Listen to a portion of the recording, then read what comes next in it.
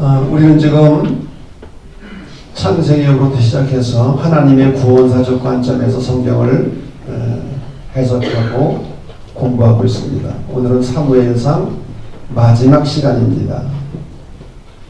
여러분 지금까지 잘 따라하고 계신 거죠? 이렇게 아멘이 찍어요. 수요성서 연구에 나오지 못한 분들을 위해서 동영상을 찍어서 다 지금 보내드리고 있죠? 다 공부하고 오시는 거죠? 그래도 하는 사람은 구제불능이에요.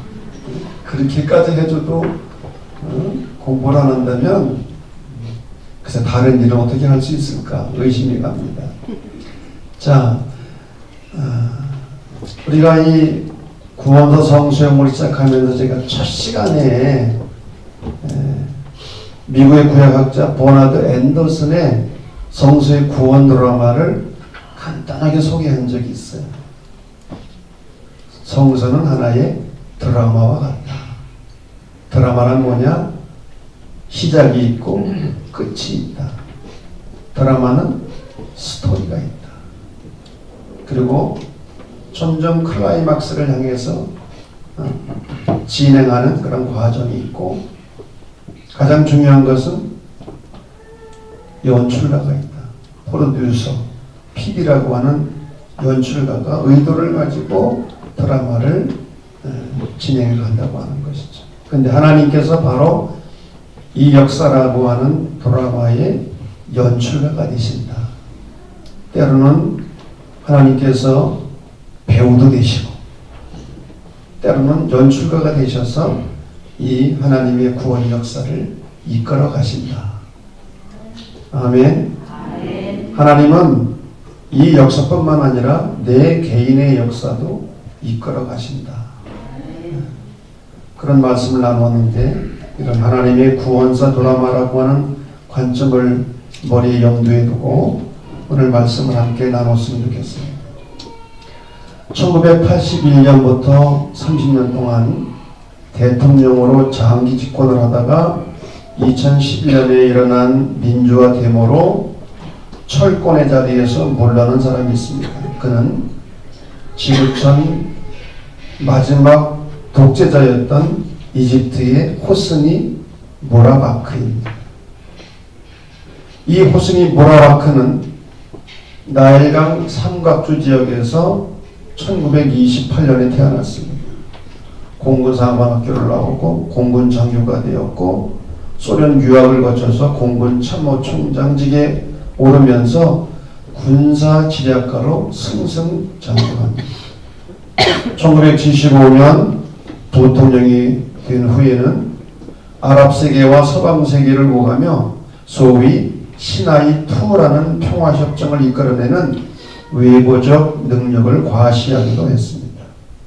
그런데 1981년 10월 1000년 이상 원수의 나라 이스라엘과 평화협정을 맺어 일약 세계의 영웅으로 떠올랐던 당시 사다트 대통령이, 그 당시 대통령이 사다트였습니다.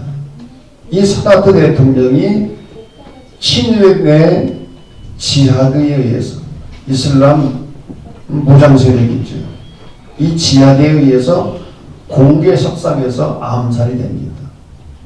그러자 무라바크는 자동적으로 대통령직을 승계했습니다. 그때부터 2011년 2월까지 무라바크는 무려 30년 동안 이집트를 통치한 것입니다. 그러나 그의 경제정책의 치적은 잠시 곧바로 노동자의 착취로 이어지고, 가진 자와 못 가진 자의 양극화는 이집트를 극도의 불신사회로 만들어버렸습니다. 4번에 걸친 선거에서 압승을 거뒀지만 그것은 온갖 썩은 정치와 타락선거의 산물이었습니다.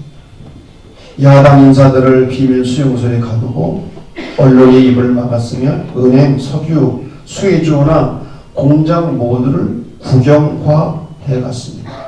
그 속에는 두 가지 목적이 숨어 있었어요. 하나는 부의 축적입니다. 들어본 것만도 그의 재산은 400억 달러가 넘었어요.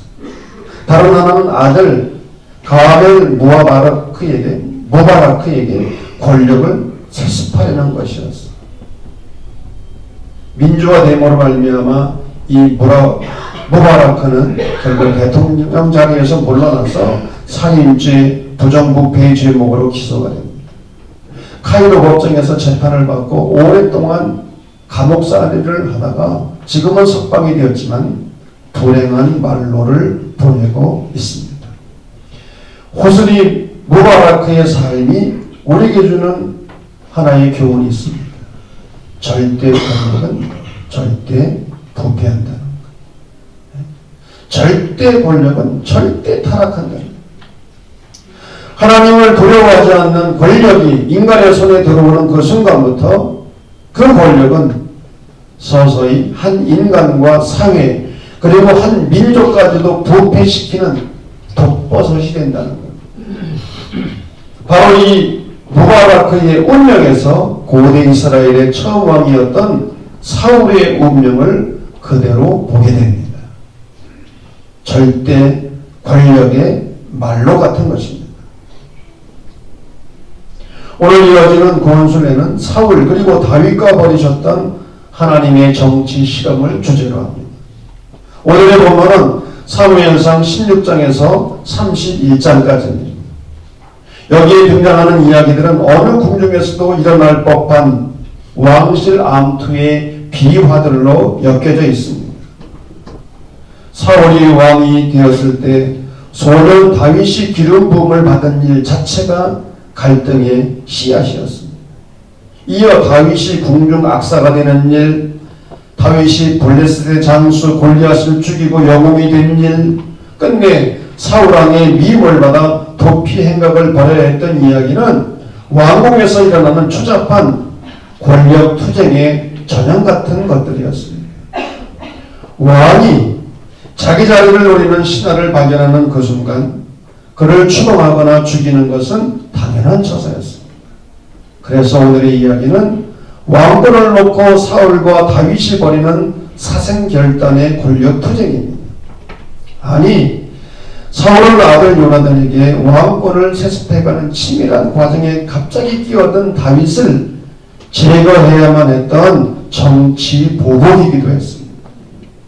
그것은 마치 호스니 무바라크가 아들에게 권력을 세습하기 위해 수많은 정적들을 비밀 수용소에 감금해온 것과도 같습니다.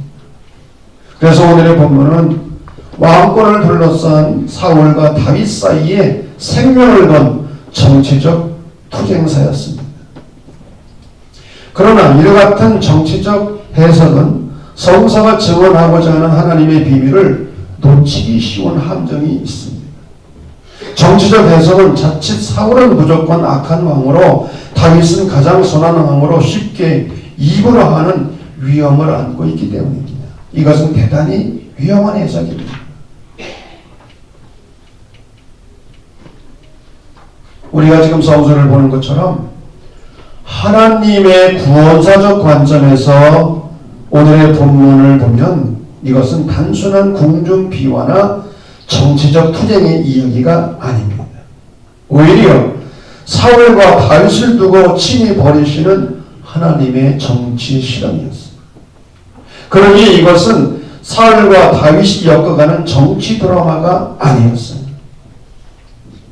우리가 지난주일 시간에 말씀을 나눴던 사무엘상 8장에 나오는 신학적 주제, 절대군주인 왕을 요구하는 이스라엘 장로들 앞에서 하나님은 역제안을 하셨어요. 왕은 왕이로되 하나님을 경외하고 백성들을 섬기는 왕으로 종으로서의 왕, 이것이 하나님께서 펼치고자 하셨던 두 번째 정치 실험이었어요. 왕은 왕이로되 절대군주가 아닌 종으로서의 왕, 왕은 왕이로되 하나님의 백성을 섬기는 종으로서의 왕. 영어로 말하면 오토크라틱 킹이 아니라 테오크라틱 킹.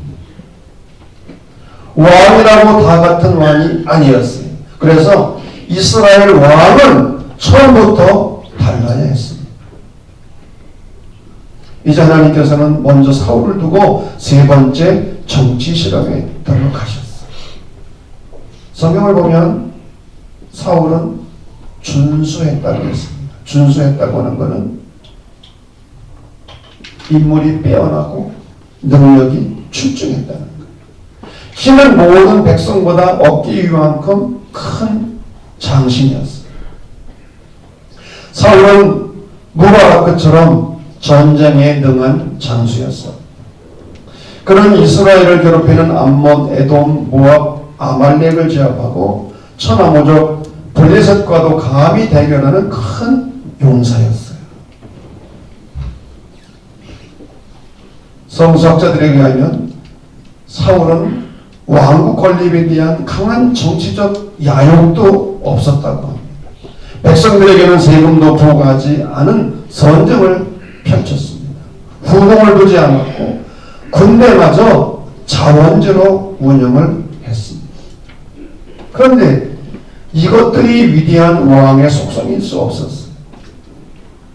문제는 하나님의 정치 실험에서 이 속성들이 사울을 이스라엘 왕으로 선택한 기준이 아니었다는.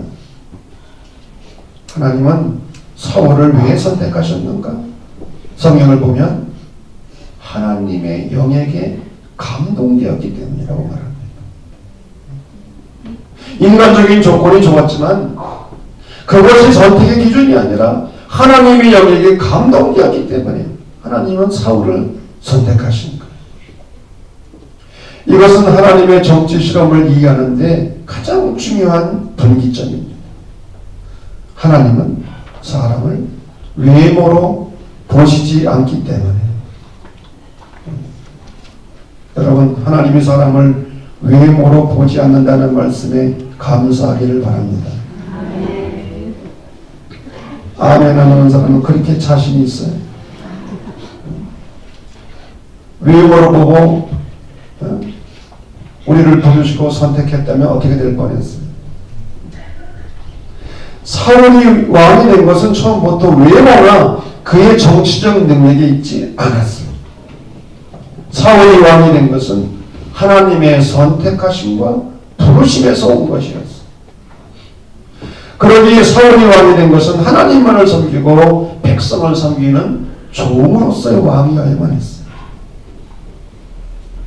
그러나 오늘의 성경 본문 사무엘상 16장에서 31장에 나오는 사울을 보면 이 사울 왕은 악령의 매인자가 되었고 살인 미수자가 되고 왜? 다윗을 끊임없이 죽이려고 했어요.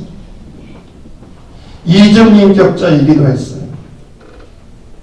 한때는 사울이 다윗을 죽이려고 했지만 또 다윗을 가리켜 내 아들아, 여호와께서 복을 주기를 원한다.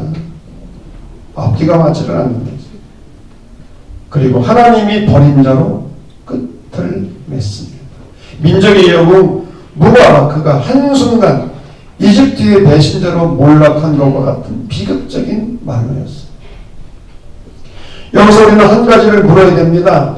하나님의 선택하심과 하나님의 버리심 사이의 신비, 그것이 무엇인가?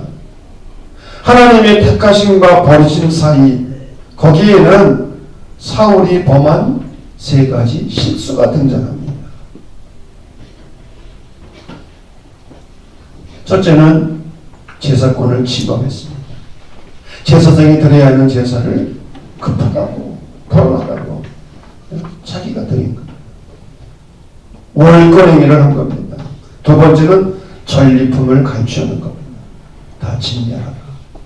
그러나 쓸모없는 것들은 죽이고 쓸모 있는 것들, 좋은 것들은 다 감춰두었어요. 세 번째는 아말렉과의 전투에서 승리를 거둔 후 자기를 위한 기념비를 세웠어요. 사무엘이 블레셋과의 전투에서 승리를 하고 에벤에셀, 하나님께서 여기까지 우리를 인도하셨다, 도우셨다, 기념비를 세웠는데 사울은 자기를 위한 기념비를 세운 것. 하나님이 사울을 버리신 이유는 그러나 이 세 가지 선수에 있지 않았어요. 왜? 실수할 수 있어요. 실수는 용서받을 수 있어요. 하나님이 사울을 버리시고 이 사울이 하나님의 후회의 대상이 된 것은 사울의 교만 때문이었어요. 왕이 되기 전 사울이 얼마나 겸손했습니까? 나는 가장 작은 지파입니다. 우리 가정이 가장 미약합니다. 이 사울이 왕으로 뽑혔을 때 사람들이 사울을 찾을 수가 없었어요. 왜? 숨어 있었기 때문에. 사울은 짐벌다리 뒤에 숨어서 나타나지도 않았어요. 그렇게 겸손한 사람이 왕이 되고 나서부터 변질되기 시작합니다. 교만해지기 시작을 하는 거예요. 사무엘을 통해서 회개할 수 있는 기회를 주셨음에도 불구하고 이런 변명 저런 변명으로 책임을 회피합니다. 죄를 숨깁니다. 미국의 신학자 라이널드 니버는 죄의 근원이 교만이라고 했습니다. 이것이 원죄의 본질이라는 거예요. 교만은 하나님을 포기하는 것입니다. 그리고 하나님의 자리에 자기 자신을 올려놓는. 사울은 서서히 테오크라틱 킹 되기를 포기하고 오토크라틱 킹, 전제 군주가 되어가고 있었어요.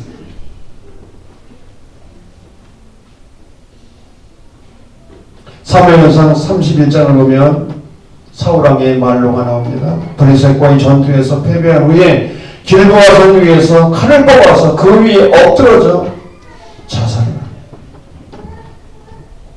이 사울왕의 말로 속에서 우리는 하나님을 두려워하지 않고 절대 권력을 휘둘렀던 지상의 수많은 왕들, 대통령들, 정치가들의 최후를 보게 되는 것입니다. 그러나 사무엘상 16장에서 31장에 등장하는 또 다른 배역이 하나 있습니다. 그 사람은 다윗입니다. 다윗이 등장합니다. 이 다윗의 등장은 사무엘의 선택에 의한 것도 아니었고 다윗 자신의 대비에 의한 것도 아니었어요. 다윗의 등장은 온전히 하나님의 정치 실험에서 온 것입니다. 그러니 사울왕과 벌였던 숨막히는 정치 게임이나 도피 행각은 엄밀한 의미에서 권력 투쟁에서 온 것이 아니었습니다.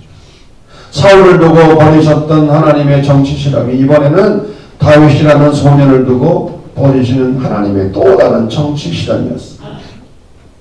다윗은 사울처럼 키가 크지 않았어요. 키가 작은 사람들 위로받으시기 바랍니다. 다윗이 키가 크고 잘났어요?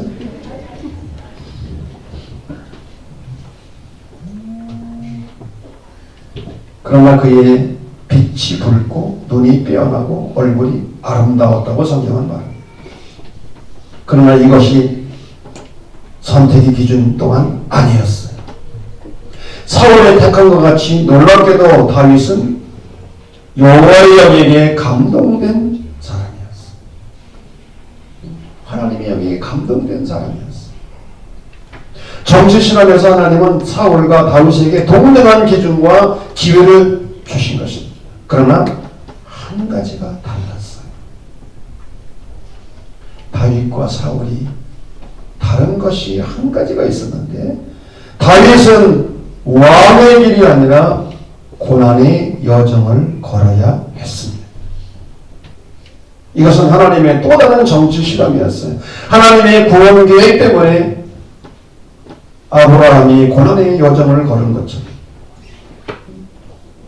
고향 땅에서 잘 살고 있는 아브라함을 하나님은 부르셔서 고향을 떠나게 하시고 약속의 땅으로 가게 하셨는데 고향을 떠나는 그 순간부터 아브라함은 고난의 삶이 시작이 됐어요.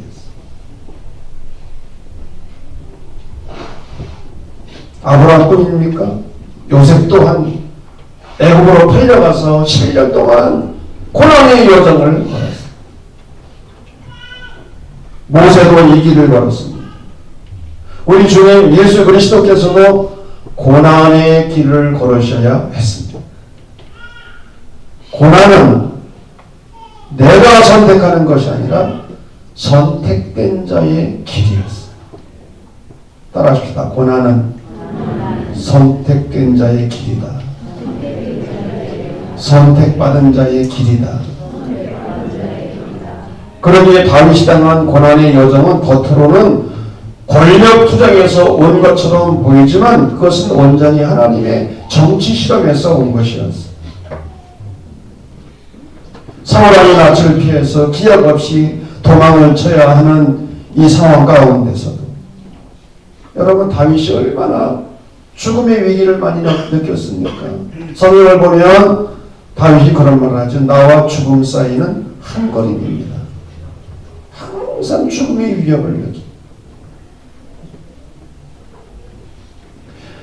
다윗은 이러한 상황 가운데서도 끝까지 한 가지를 붙잡았어요. 그것은 무엇인가? 이 역사의 모든 진행은 하나님의 경륜하심과 그분의 손안에 있다는 것을 믿고 순종한 것입니다. 경륜이라고 하는 말은 하나님의 경륜이라고 하는 말은 인간을 향하신 하나님의 계획과 목적을 의미합니다. 이 역사가 하나님의 경륜 속에 있다는 것, 하나님의 손안에 있다고 하는 것, 이 사실을 믿고 순종하는 거예요. 그리고 그것을 인간의 손으로 조작하려고 하지 않은 거예요. 다시 말하면 다윗은 사울왕을 죽이면 빨리 자기가 왕이 될 수 있었어. 그러나 다윗은 사울을 죽일 수 있는 기회가 여러 번 있었지만 죽이지 않았습니다. 성경을 읽고 오셨는지 안 읽고 오셨는지 테스트를 해보겠습니다. 우리 시온찬은 얼굴 좀 바짝 뜨세요. 다윗이 사울왕을 죽일 수 있는 기회가 몇 번 있었어요?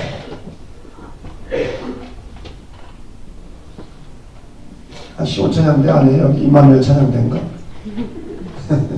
몇 번 있었어요? 질문 같지 않아서 대답 안 하겠다는 거지. 너무 싫어서? 두 번씩 해서 두 번씩. 얼마든지. 구하지. 아니, 저의 천사입니다. 죽입시다. 근데 다윗은 절대로. 그 이유가 뭐였죠? 하나님이 그를 모으신 자다. 여호와의 기름 부음을 받은 자인데 어떻게 함부로 내가 죽일 수가 있는가?